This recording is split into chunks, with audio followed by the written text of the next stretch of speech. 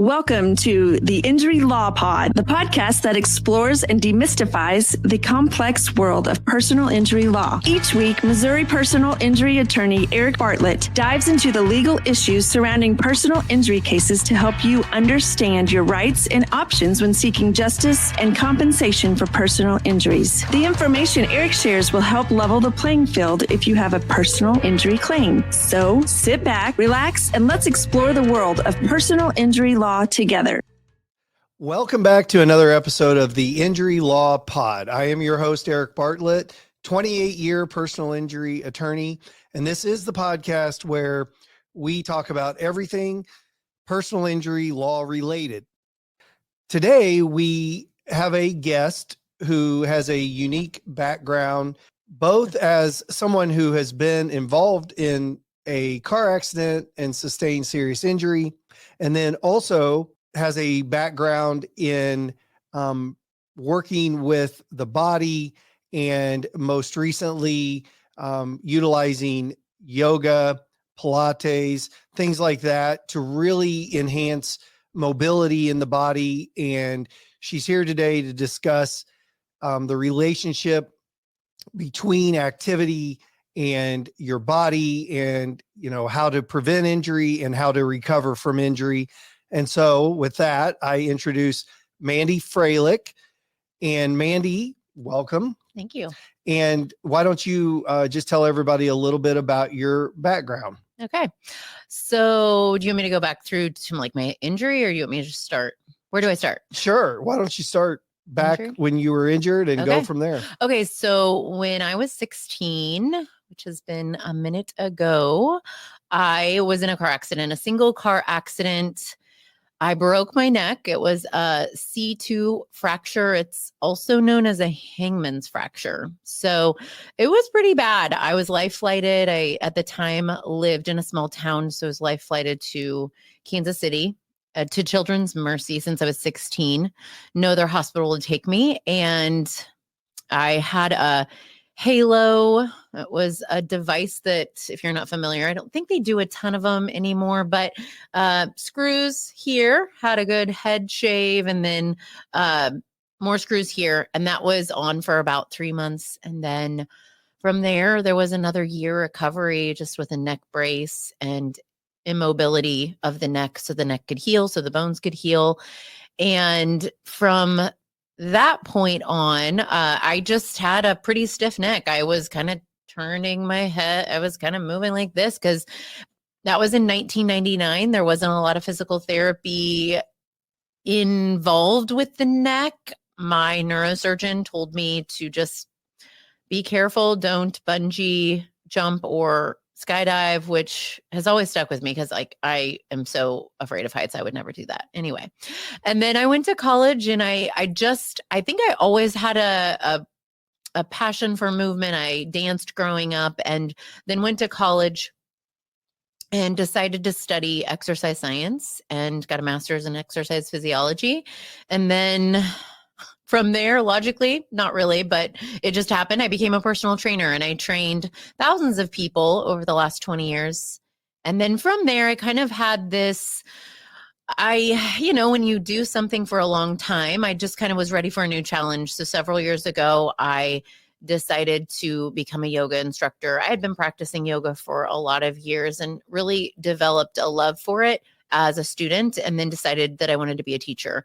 And then backtrack, I've been teaching Pilates for like 20 years just because it's always felt really good. And with Pilates, it is all about the health of the spine. So the belief there is that the body, if our spine is healthy, our body is healthy. So core stability, spinal stability, and a lot of mind-muscle connection. And so about a year ago, almost a year, I opened a yoga studio in Liberty. We do yoga and Pilates called The Practice. And that has been a fun, exciting adventure to help people who are really excited about stepping into understanding their body with mobility, with core stability, with just it's kind of, it's not new, but it is new to our area. And I do think that it's something that people are grasping onto with, oh, I want to age and I want to be able to move well. So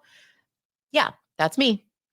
Okay, great. And you told me off air that with regards to your injury and like you just indicated, you kind of were released from care with no real follow-up, but then at some point down the road, you found some help.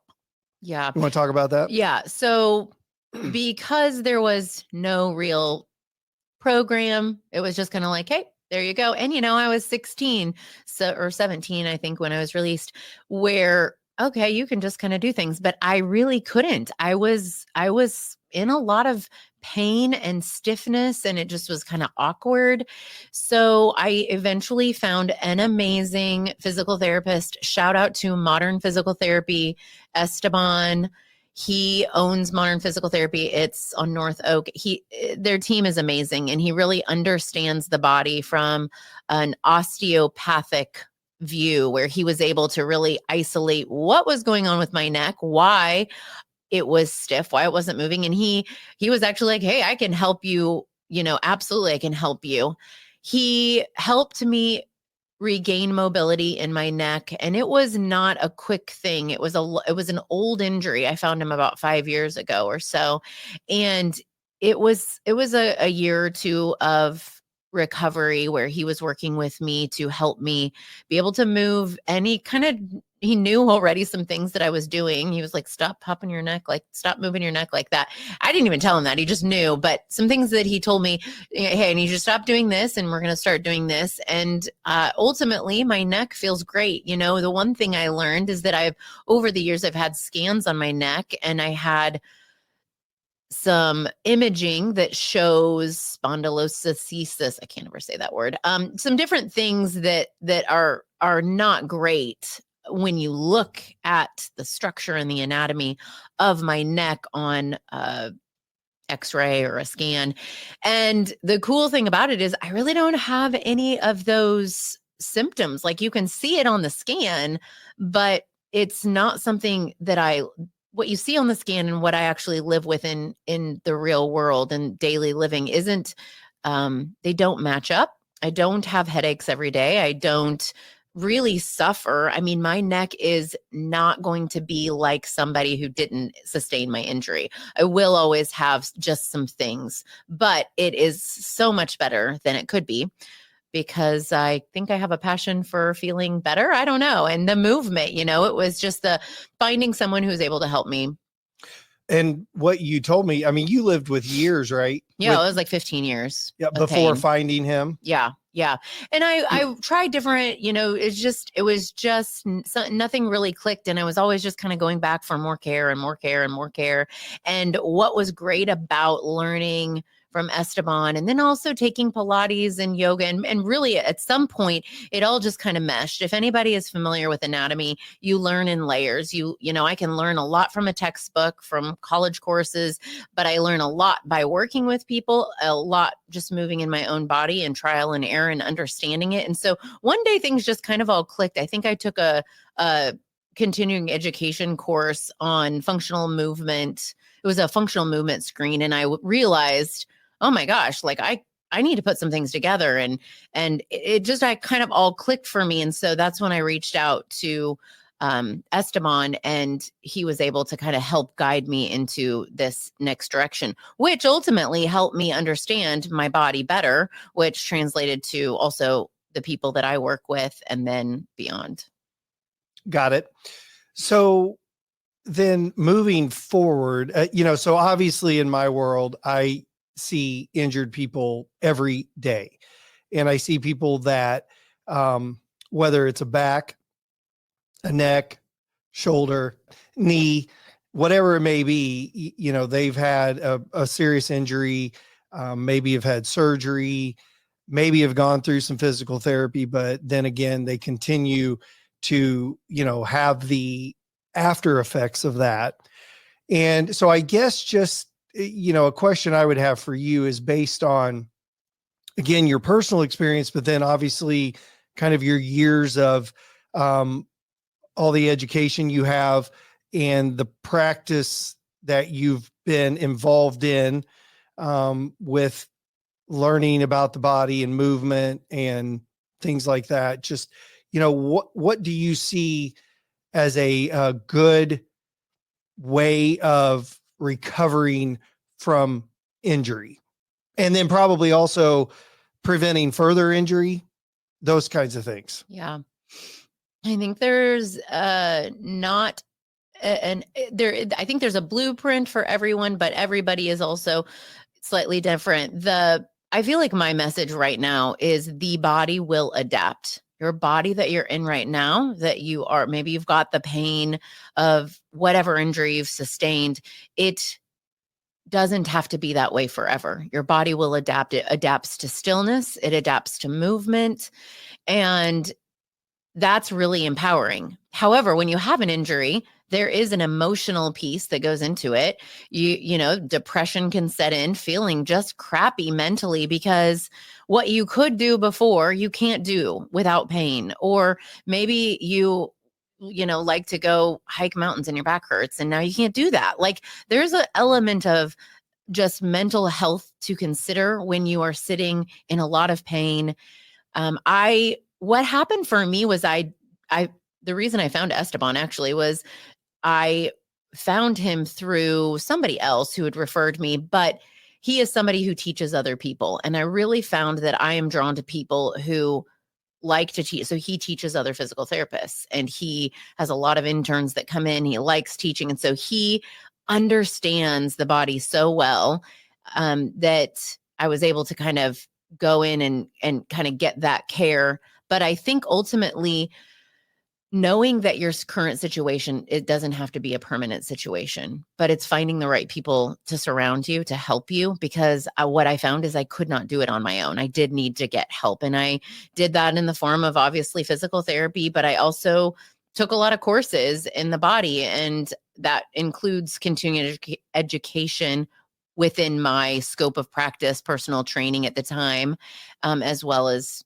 yoga and Pilates. So that kind of was something unique to me that doesn't really, fit with everybody. But I think that understanding that you can move forward in some way, it just might not be like doing nothing, or maybe you've got the shoulder injury. Maybe it's just some small movements and maybe it's painful, but I really like to coach people in moving their body, understanding their body, listening to their body, because it's going to give them information that they can move forward with. And let's not just brush over the mental aspect of it, because again, that's another thing that I see very commonly with people that I've represent that are injured. And, for one, they've been injured. Like you said, they're in pain. They cannot do things that they were doing. I represent a lot of injured workers.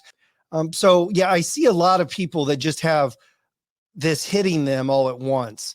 And so what are you seeing? What are you finding? Again, personal experience, people that you've worked with. I mean, what can help people kind of work through that mental side of things?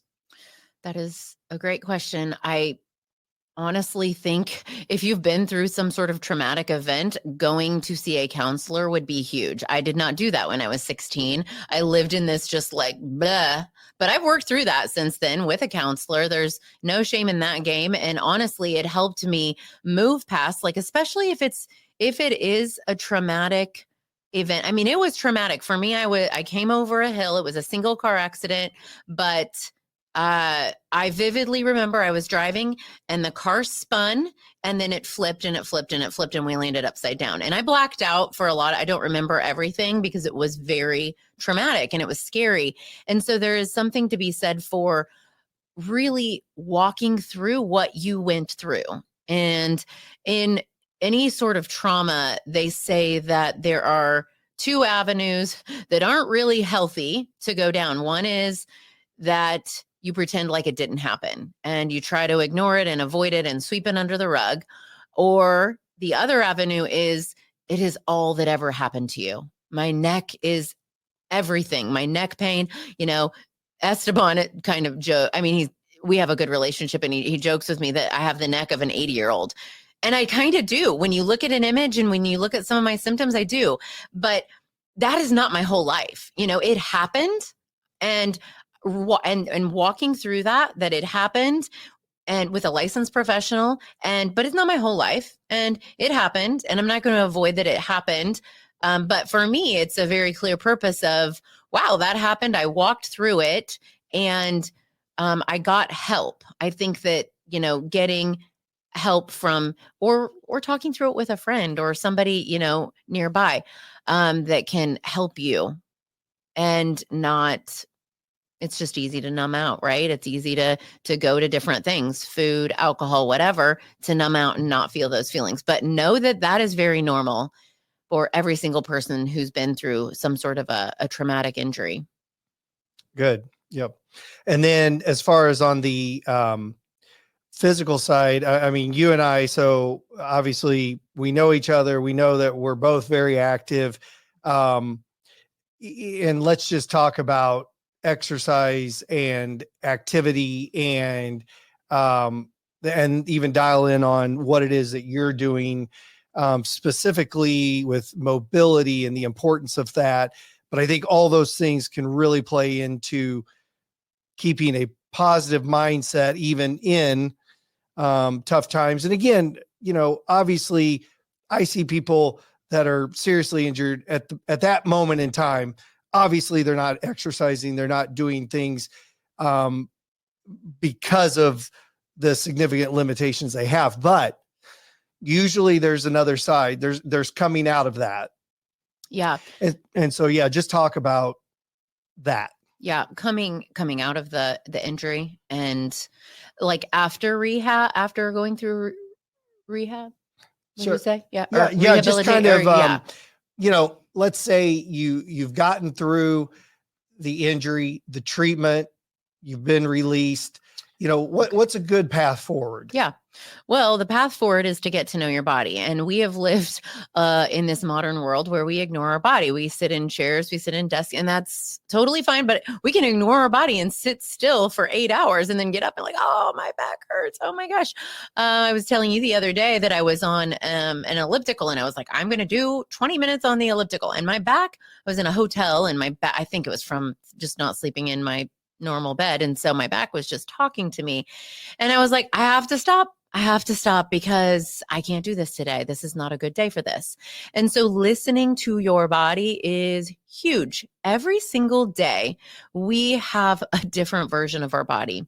And in a yoga class, I will often say, okay, I did I have my own practice that I do on my own. And then I will often just take what I know and I will do it in a class. And the other day I was saying, okay, we're going to try this, and this might feel great. It might not feel great. Just see how it goes.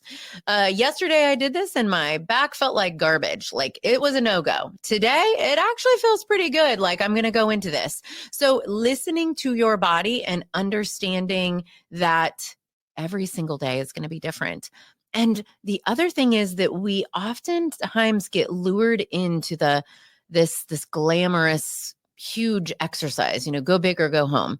That's kind of gone like these days, like go big or go home, especially if you're coming off of an injury. It's really just moving, seeing how it feels, realizing today might not be the day, but I'm going to do what I can, and listening to the body, being aware, being conscious, not pushing through. I always say sharp shooting pain, no good. Just stop. Don't even do it.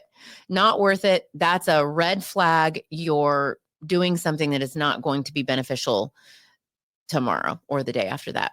Dull, achy, maybe. But if you can kind of get to know your body and realize like, these are the things that work and these are the things that don't work, and every day is going to be different, you're going to be leaps and bounds ahead. And not only that, you're going to continually be able to advance your body because you're listening to it. And again, the body adapts. It adapts. If we sit in a chair every single day and we don't do any mobility training, you might notice that your hips are tight. I on Instagram and on Facebook, I will post different mobility exercises. Everybody goes crazy for the hip mobility and the shoulder mobility because we have tight shoulders and tight hips, and our shoulders and our hips are designed to move 360, like a lot of movement there, but we just don't move them. And that's like not a shameful thing. It's just we don't move them so the body adapts. So if the body adapts to that, it's also going to adapt to movement. It's just being cautious and careful. And there is something to be said for when you're coming off of an injury. Maybe it's a back injury. I see this all the time. We're very careful. We're overly protective because we remember how badly that hurts.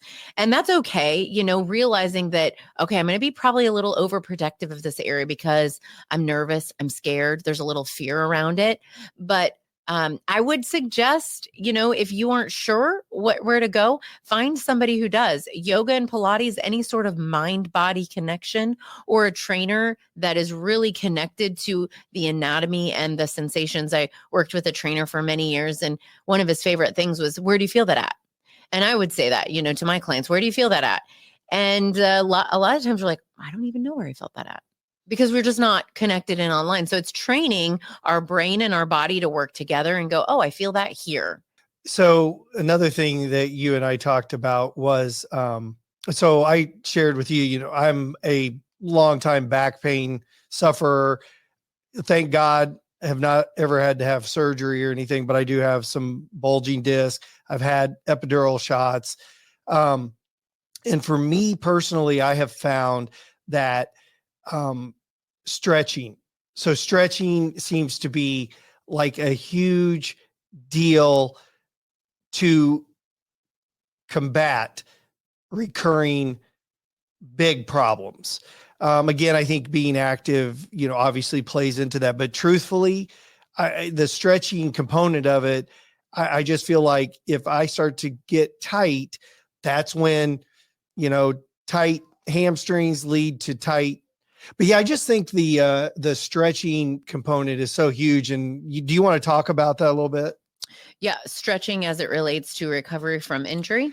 And probably what? Injury prevention? Oh, totally. I mean, everything? Yeah. Yeah, just talk about it. I think that stretching, if we think about the body as a unit and we don't stretch, our body is just kind of is there. And as we age, it just kind of, I don't know, I heard somebody once say that as we age, we just like shrivel up. And we do, like we realize as we talk to people who are older that they're tighter, their back hurts, their joints hurt, all the things. Conversely, what I found, I have this hobby where we go to different towns and I will check out, and I've done this for a couple, at least 15 years.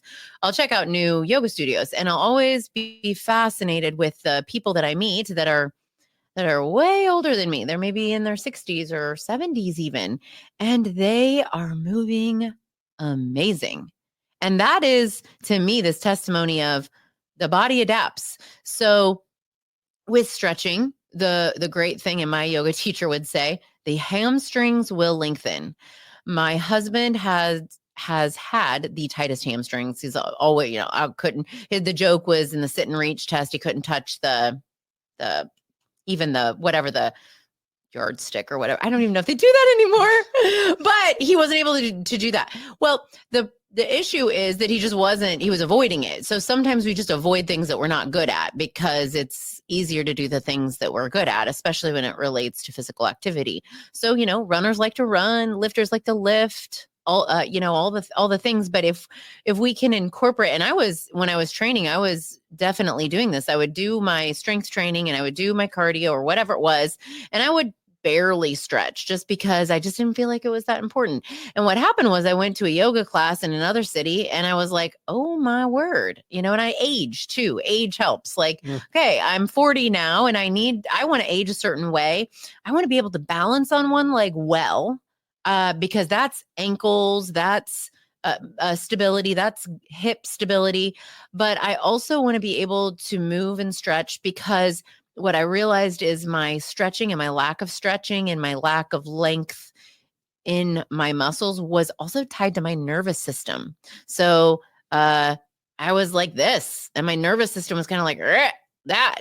And it was protective. And I think part of it was probably my injury and just trying to protect my body. So when you're coming off of an injury, it's easy for the body to just kind of be real tight like that. So knowing that stretching will actually help you kind of move a little bit better, move in a way that will reduce your risk of injury, because the body parts that are designed to move, the hips, the shoulders, the hamstrings, can move. If those parts are locked up, what typically takes over? The lower back, the parts that aren't really supposed to, they can move, but they're not designed to move like that. But they have to move because the other parts aren't. So I think that it really goes into a holistic approach of wellness. And it does feel like as a whole, we're moving towards that because we realize there's a better way. There's also specific ways to stretch without hurting yourself. The sharpshooting pain, we don't want that. We also don't want to, if you're just thinking just as a rule of thumb, I don't really ever have anyone lock out a joint. Important thing to realize when you are locking out a joint, locking out a knee or an elbow, is the muscle around the joint is turned off. So if the knees are locked, the quadriceps, the quads are offline. We want to engage the muscles as we stretch them. It will protect your joints and also help you progress stretching wise. It'll help you get to your goal quicker too. Good. And, on the balance thing that you mentioned, I just saw not too long ago, because my mom fell here a few months ago and sustained serious fractures. And so somehow in all of that, I came across a pretty startling statistic about, if you fall over a certain age, the morbidity rate goes up dramatically.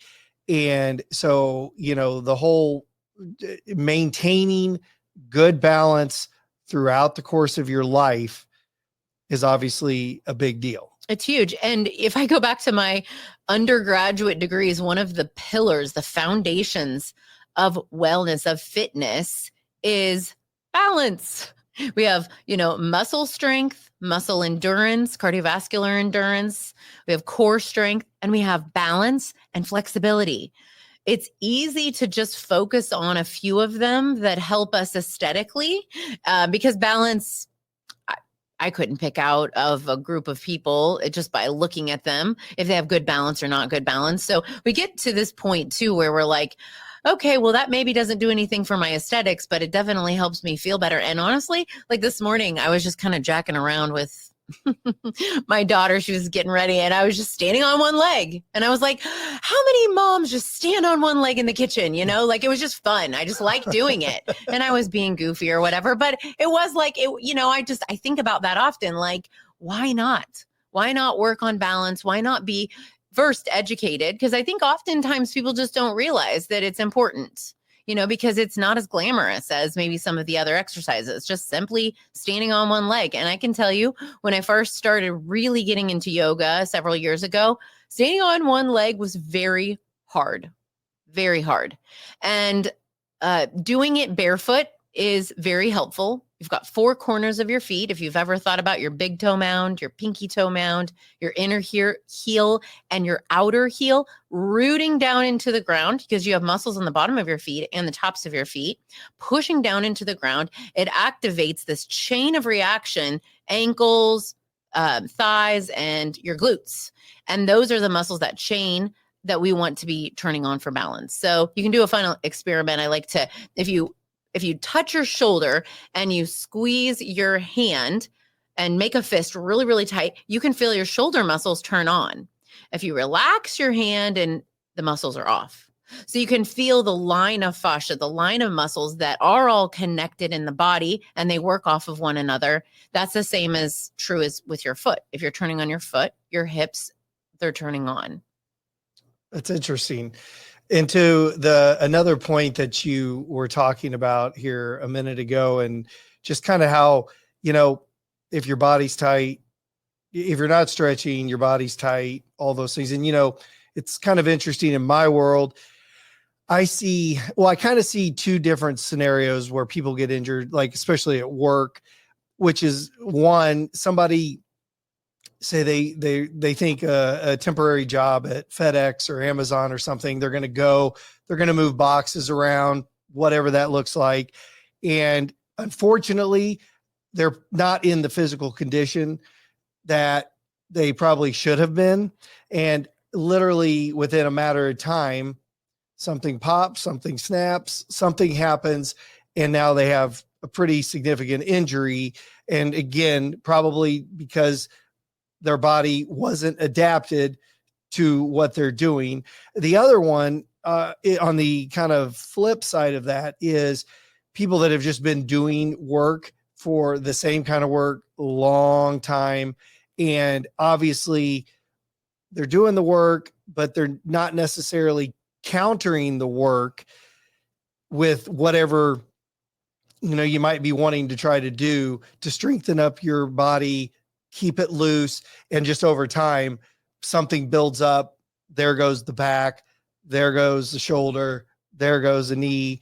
So I think it is really important again. And like you said, the stretching thing, I'm the same way. You just don't want to do it. And, I do a workout and, I basically have to force myself, okay, let's stretch out now. Or even on the front side, a little bit of loosening up, and then going and doing it. And then at the end, but yeah, the stretching thing, it just seems to always be sort of at the back of our minds. But again, I'm thinking even in the workplace, going in, if you've got a physical job, stretching, making sure things are loose and ready is probably a wise decision to try to avoid injury. Absolutely. I actually work with a company and the employees, and I'll go in and do, yoga in the afternoon for them just to help, for anybody who wants it to counteract that. In yoga, we have what's called a counter pose. And you mentioned kind of countering the effects of what you do. And in yoga, it's okay. If we do this if I'm shortening this muscle for a while, whatever that is, then I'm going to lengthen it because it's the opposite movement, which can feel really nice. It's the same thing is true if you're like really, really, really stressed and our nervous system is really heightened. It's really nice to figure out ways to get that to come down, whatever that may be. And for some people, it could be going on a walk.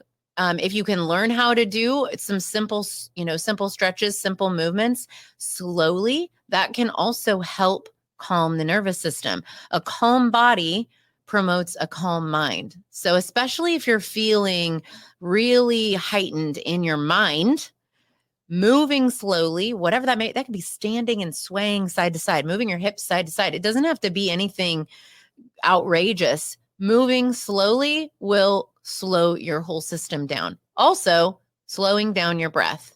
So breathing, we do it automatically, but if you just experimented with a long inhale, breathing in, and breathing out slowly, that instantly triggers your parasympathetic nervous system, where it's down regulating your nervous system into a calmer state. You come out of your fight, flight, freeze, and into your rest, digest, reset.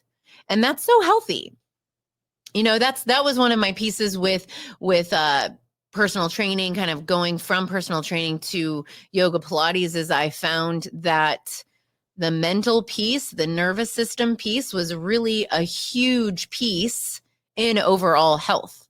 We can get really healthy, all the system, the cardiovascular, the muscle, we can get really strong and all of that, but that doesn't do anything for our nervous system if we're just always kind of up there. Something to calm it down. One, it feels really great. And two, I do believe it's really healthy for us to be able to regulate ourselves in a way that, kind of brings us down.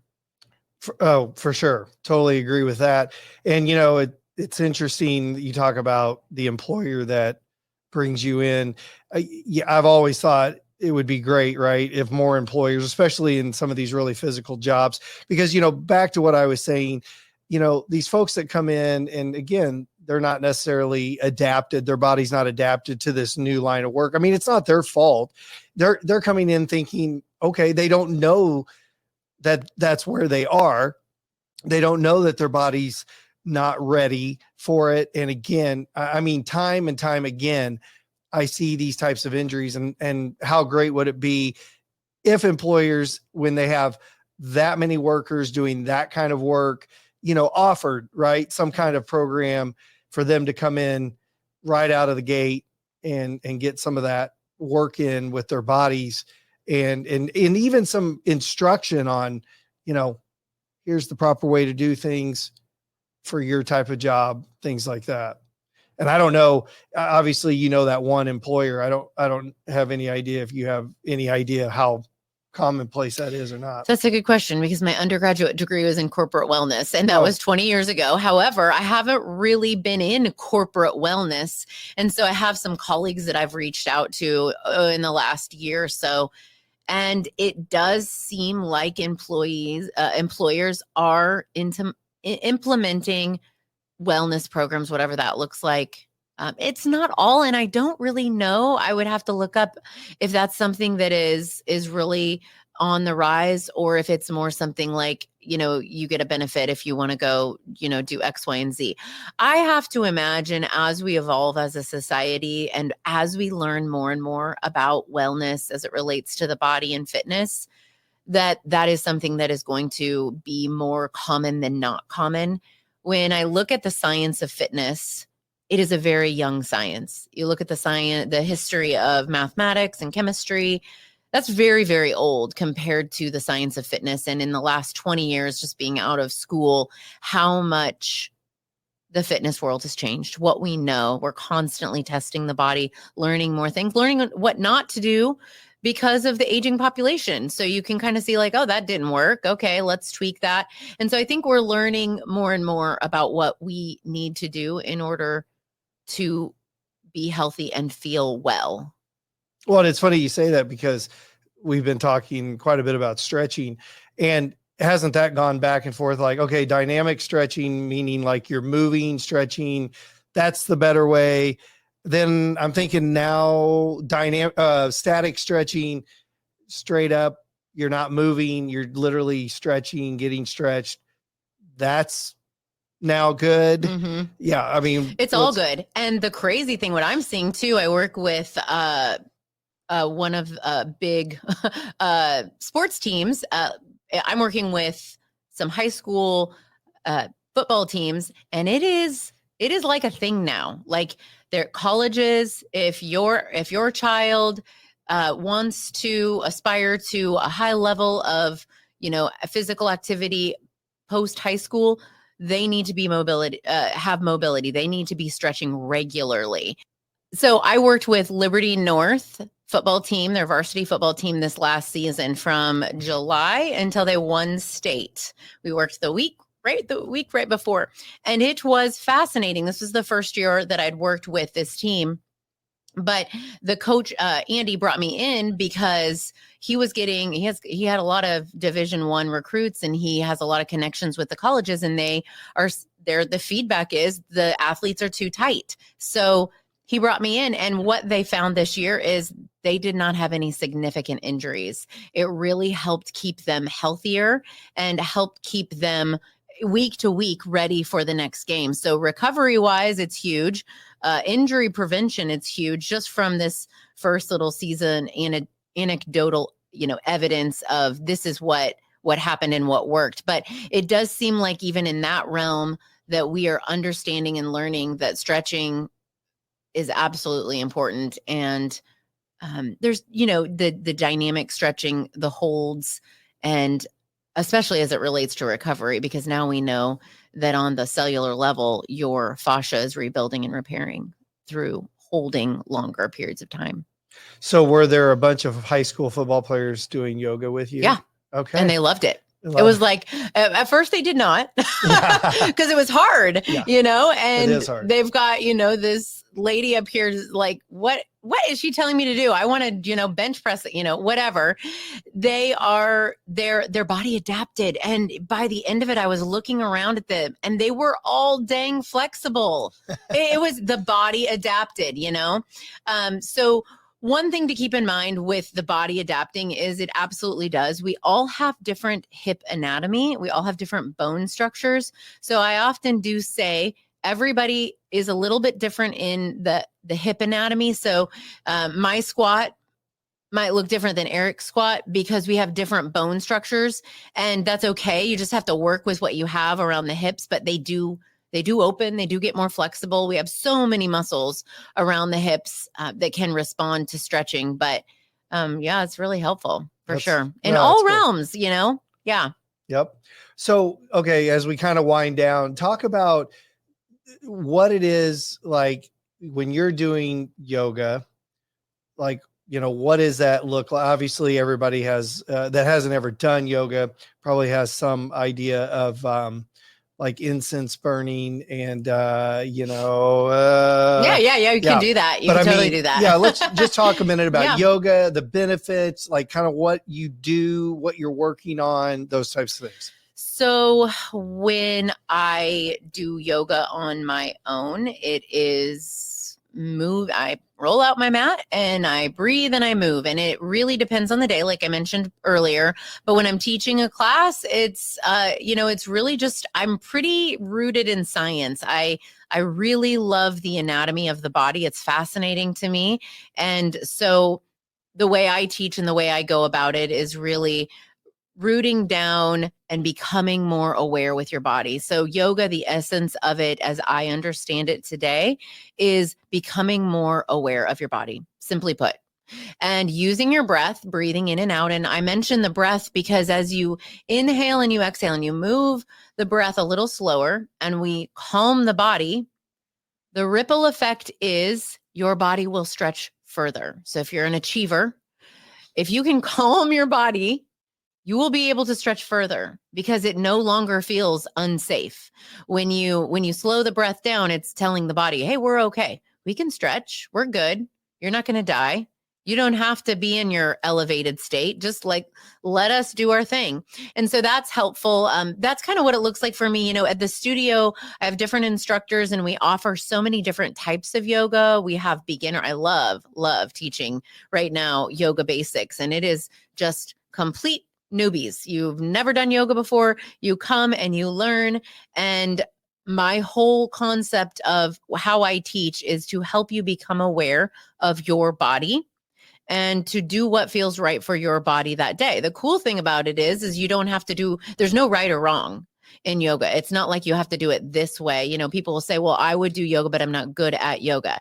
Well, that's not even a thing because it's just practicing yoga, which is why I called it the practice, because it's just practicing. And then you notice the more you do down dog or a forward fold, or you lay on your back and bring your knee into your chest and you feel your lower back relax, the easier it gets and the body responds. And then the next time it feels maybe a little different or it feels a little better or whatever you get that day. But for me, it's being able to take different modalities of beginning yoga.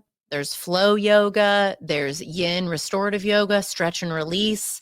We do I have just a lot of different options because everybody is walking in the studio and it's completely different. So I like to have different options for every single person. And there's different descriptions, and things like that. But the goal is that it's accessible to everyone. And we're launching youth yoga. So ages 10 to 13, kids who just want to move and become more aware of their body.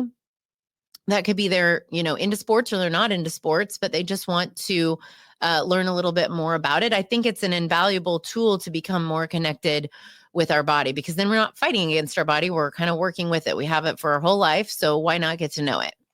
And there's no question that if you're in sports and things like that, you definitely, as you already kind of pointed out, being flexible and having all of that together is going to help you greatly in that endeavor. Yep, for sure. For sure. So Mandy, if people want to follow up with you and find you, where do they do that?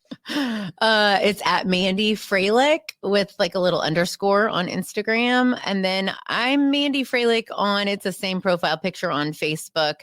The practice is in Liberty. So you could search for the practice in Liberty, Missouri. You can also type in thepractice-studio.com.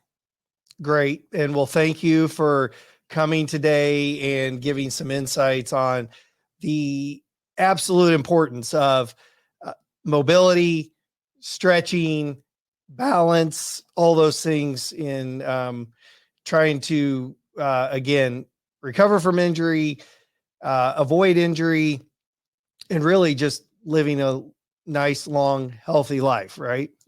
Yep. Yeah, good. Well, thanks again. Thank you.